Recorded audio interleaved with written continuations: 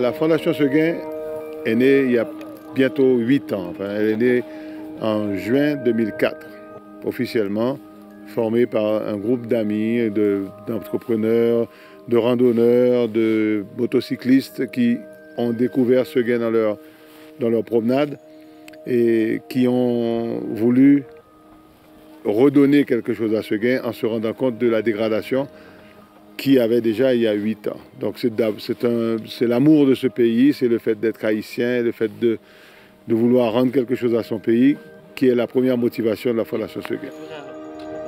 Depuis le séisme, depuis le tremblement de terre, il y a eu énormément de visibilité d'Haïti et ça fait bien d'aider Haïti, ça fait bien d'être solidaire avec le peuple haïtien, mais ça fait quand même 2 ans.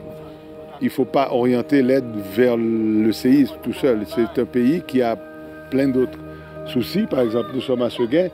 Il y a eu un tremblement de terre à Seguin, mais il n'y a pas eu de dégâts de séisme à Seguin. Le dégât qui existe à Seguin est bien plus vieux que le tremblement de terre. Il vient de l'exploitation abusive et non réglementée et sauvage de ressources naturelles.